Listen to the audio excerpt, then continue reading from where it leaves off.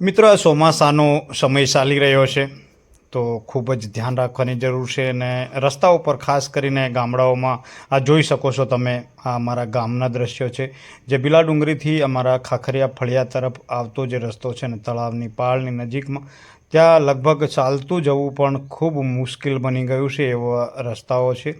અને જો કોઈ રાત્રે અહીંયાથી નીકળે એક બાઇક લઈને તો એની આંખો ફૂટી જવાની પણ શક્યતાઓ છે. તેમજ ગાડી નીકળે એવી શક્યતા છે જ નથી, પણ કદાચ કોઈ વ્યક્તિ, અજાણ્યો વ્યક્તિ નીકળી જાય તો નુકસાન થઈ શકે છે. જેથી આવા રસ્તાઓ પર જેટલું પણ આ જે બાવળો તમને જોઈ રહ્યા છે ને, એ ખરેખર દોસ્તો ના હોવું જોઈએ અને કાપી દેવું જોઈએ. એટલે આ બધી પ્રકારનું થોડું ઘણું સરપંચે પણ ધ્યાન લેવું જોઈએ, ધ્યાન દોરવું જોઈએ. અને આ સમસ્યા માત્ર અમારા ગામની હોય એવું હું નથી માનતો મિત્રો, કેમ કે આ સમસ્યા લગભગ ગામડાઓમાં ઘણા બધા એવા રસ્તાઓ પર હશે જ.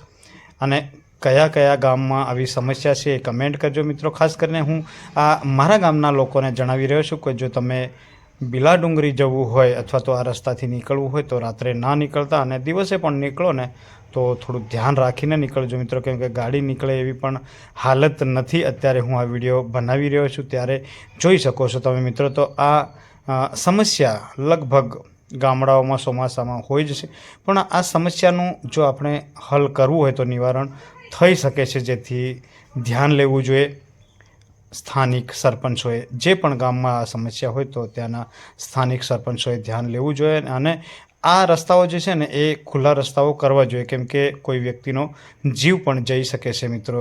જેથી આ બાબતને વધુને વધુ લોકોને આ વિડીયો આપણો શેર કરજો મિત્રો, તો ફાયદો આપણને ચોક્કસથી થશે મિત્રો. ફરીથી મળીશું નેક્સ્ટ વ્લોગમાં. ત્યાં સુધી બાય બાય.